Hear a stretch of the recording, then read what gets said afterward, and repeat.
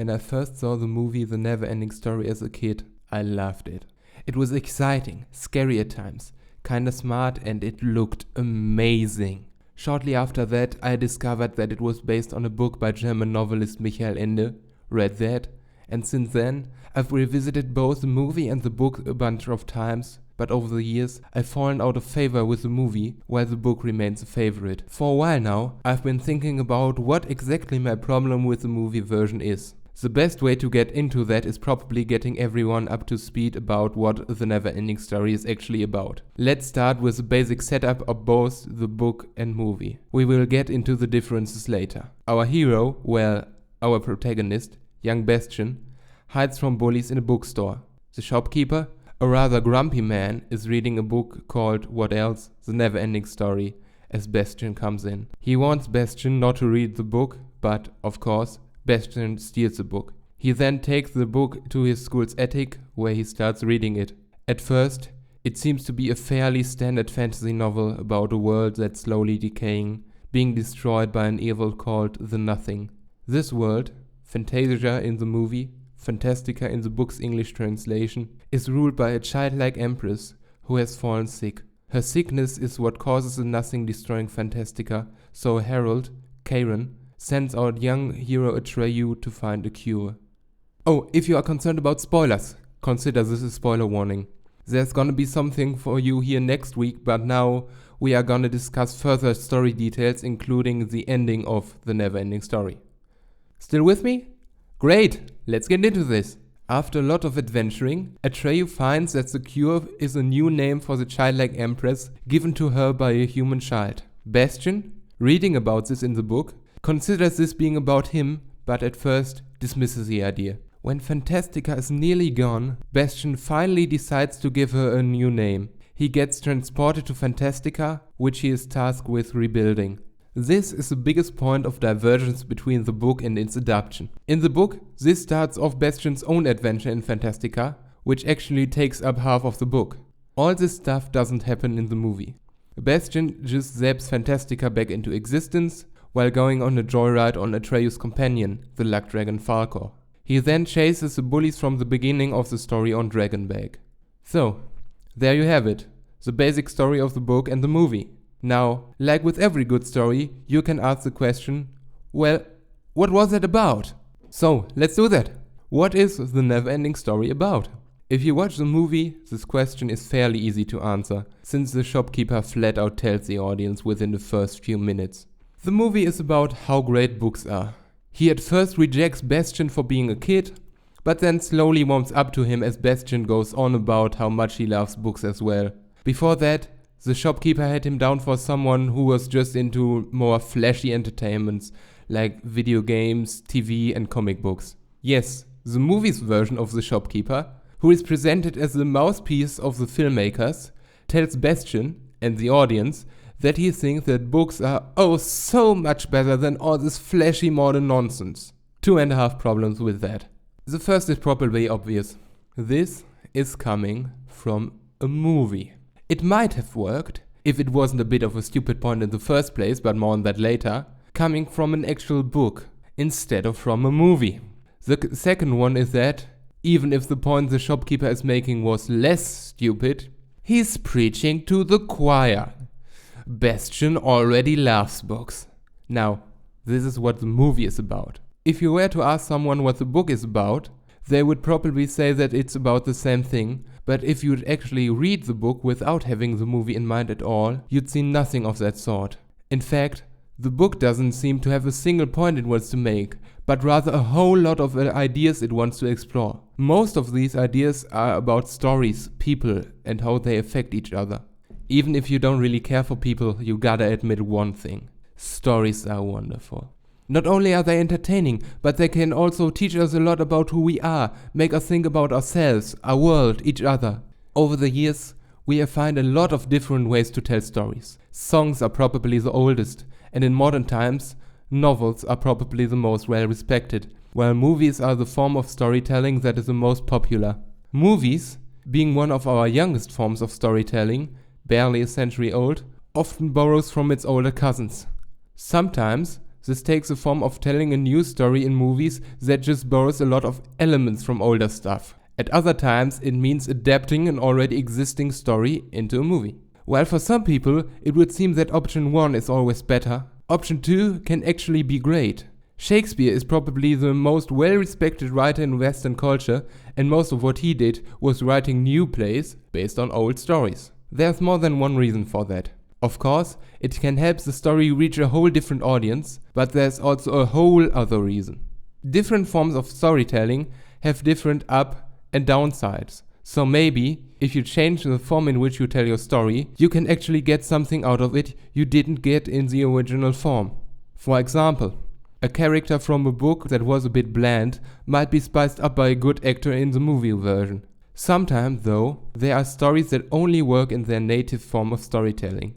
That's the case with many video games and stage plays. They use the quirks of their medium so much that if you took that away, there'd be nothing much left. The Neverending Story, however, is not such a work. While the book uses some tools that can't be used by other media, like writing the real world and Fantastica in 2 different colors, and having Bastian have a whole lot of inner monologues, the heart of the story can be the heart of any medium. This heart, which, for me at least, is how the story explores the very idea of stories, could bring life to any other form of storytelling. No matter how you are telling your story, what you are doing is in the end the same thing. Making your audience imagine a life other than their own, maybe even comparing themselves to the characters. In that way, every form of storytelling is a mirror stood in front of your audience. In fact, in both the book and the movie, there is an important scene where Atreyu is looking into a mirror and sees Bastian. This scene actually provides a wonderful example of how books and movies work in different ways, while still bringing the same point across. In my opinion, this scene is excellent in both the book and the movie. The book's version of the scene uses the tools given to books, really getting into the head of the characters, while the movie's version uses the tools given to movies, showing instead of telling. Comparing the book's wordiness to the movie's visual approach makes for good comparison between books and movies in general. With this scene, it's easy to see that movies and books have a whole different language from each other. They use different methods to get the same point across. The process of retelling a story in another format is called adapting, because the story has to change, it has to, adapt. Another word we could use just as well might be translation. Because this process isn't as easy as adapting to living in a new place. It's as hard as translating from another language. With this scene, the filmmakers translating something written in the language of books into their language of movies. There are other great examples of using the cinematic language in the movie, like having a thunderstorm break out in Bastian's world as Fantastica is falling apart, to make the link between those worlds more explicit without having to spell it out. The movie also has changes that aren't about the different languages, but rather about the brevity of a movie compared to the length of a novel. One of these changes works really well, while the other makes me want to slam my head into my desk over and over again. Let's start with the positive one though. The Rockbiter, only a minor character in the book,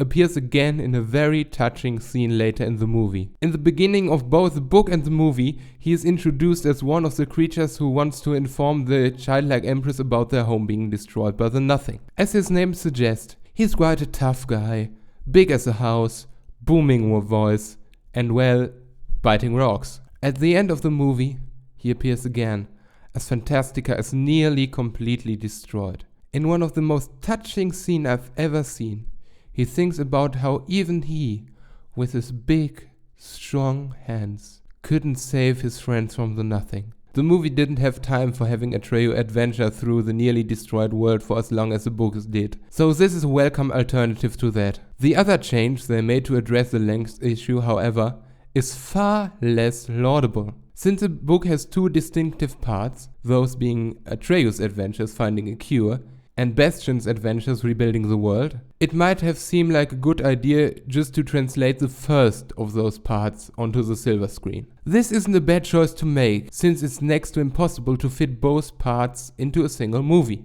It would be either too long for anyone to sit through, or it would be a quick run from one story point to the next with no room to breathe. Both sound far less appealing to me than a well-paced movie that only covers half of the book it's translated from.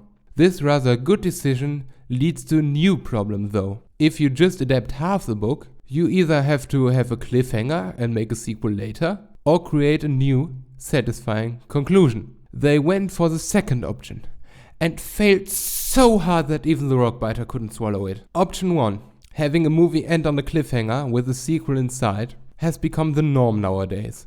But even back when the Neverending Story hit theaters, it had been done to great effect already. Shortly before our movie, the second Star Wars flick, The Empire Strikes Back, ended with a massive cliffhanger of all our heroes being in a pretty big mess, either recovering from physical and emotional trauma, or in one case, being kidnapped. 3 years later, that was picked up by the next movie, The Return of the Jedi. Both of these movies were successful with both audiences and critics. Unlike The Neverending Story, they aren't based on a book, but they have a bigger thing in common with it. They are family-friendly fantasy flicks, with a lot of stunning special effects, beautifully designed world and creatures, some scary moments, but in the end, inspire a sense of awe and hope in their audience. The cliffhanger between the two halves of the Neverending Story is a much softer cliffhanger than that of the Star Wars movies. It leaves us with, I wonder what comes next, and not like, I have to know how they are gonna get out of this terrible mess. I have no idea why they didn't go this route, considering that somebody else had already done the more brutal version a few years prior. So they came up with a new ending. Bastian has a quick chat with the childlike Empress, which is where she could set up the cliffhanger. But no, instead, Bastian takes Falkor for a joyride over what seems to be a really boring recreation of the world from before. Just a plane with the characters of the movie on it, doing nothing in particular. This makes the world feel much smaller than it did before, but serves as quite a fitting analogy for the whole enterprise. Instead of retelling the story in an interesting new way, it's a pretty to look at, but ultimately empty version of what came before. This on its own would be just another letdown of an ending to an otherwise decent movie. But no, the movie misses its second chance to end already and digs its grave deeper. In a scene that makes me regret every single positive thing I had to say about the movie so far, Bastian asks Falkor, a character that's all about luck, empathy and hope, to let him chase his bullies. Falkor then appears to fly through the streets where Bastian fled into the bookstore, where now the bullies flee from Bastian on his mighty dragon. Until that point, I might grumble about a few things the movie did, but at that point, I lose every ounce of goodwill I have had for it. In that moment, I don't care about the amazing puppetry and miniature effects. The fact that they knew not to bother trying to film what couldn't be done with the technology of the time, such as Atreyu having green skin, Chiron being a centaur, the swarm intelligence of Igramil the Many, it all couldn't be further from my mind. Even all thoughts about how amazingly cuddly Falkor looks, who is actually in this scene, are completely gone. All I can think about that from the moment the scene starts until the far off time when I have calmed down again is how much I hate this scene. Let's look at it from two different angles. One's from inside the story, one's from outside the story. Inside the story, the scene doesn't make a whole lot of sense, since Bastian and the bullies are supposed to be in two different worlds. There are two possibilities how this could work though. Either Bastian built a copy of this street and the bullies into Fantastica. That would mean that given the chance to rebuild a whole world, one of the first things Bastian, who is, need I remind you, supposed to be our hero, does is living out a revenge fantasy. However, what I think the filmmakers were going for, but I can't be sure, is that Bastian actually flies out into his own world to chase his bullies. Since a way to do that hasn't been set up by the movie before, this is obviously the most stupid option, but I can't tell which option would make Bastian, once again, our hero, less likable. Now, let's look at it from outside the worlds of the story. Before the scene, the movie just didn't have a point besides, aren't books great? And now it suddenly acts like a teacher who, when a kid comes to them, complaining about being bullied, tells them to grab an older sibling to beat the bullies up. Coming from a teacher, nothing more is to be expected. But from a movie that is based on what has become a classic of children's and young adult literature, I would at least expect something more than terrible advice for a situation that many kids find themselves in. In general, I'm just unhappy that a book I think is generally amazing is overshadowed by its adaptation, which, even while it has a few great points, is just not up to snuff when compared to the source. Now, what could be done about that? Obviously, boosting a book's popularity to be higher than a movie's is next to impossible. Also, erasing the movie from existence to make the book shine brighter is literally impossible, and I also wouldn't do it even if I could. I have huge problems with the movie, but despite its flaws, I have to admit, it's still pretty enjoyable. There is, however, a third option, which is actually possible. I'm fully aware that, because next to nobody has any idea who I am, nobody will make this plan a reality because they have heard me say it. However, I want to provide my thoughts to all of you. So, the plan.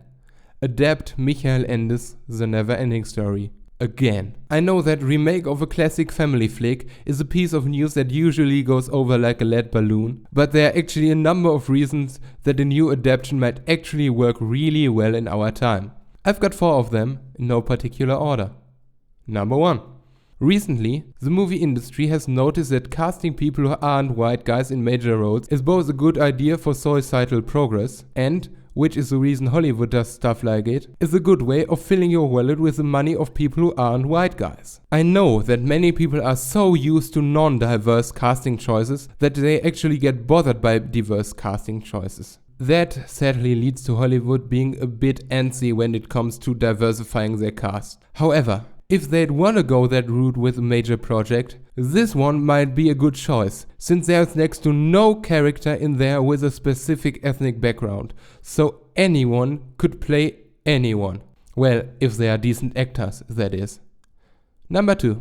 We have finally gotten to the point where CGI doesn't look like a Windows 95 screensaver anymore. People figured out how to do motion capture. They also still use miniatures and puppets to make movies. Imagine how amazing Fantastico would look like if you get the right people on it. They could even do Igramur this time around, make Chiron an actual centaur, maybe give Atreyu green or at least greenish skin. Number 3.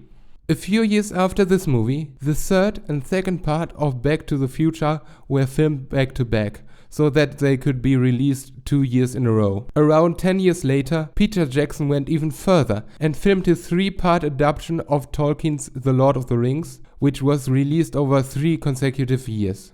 Nowadays, with things like the Marvel Cinematic Universe, this practice has become commonplace. If you really want to fit everything that makes a Neverending Story great, you'd need more than one movie. Since the book has 2 distinctive parts, the one where Bastian is in the real world and the one where he entered Fantastica, 2 movies, shot back to back, released a few months or a year apart, might be the perfect way to go about adapting it.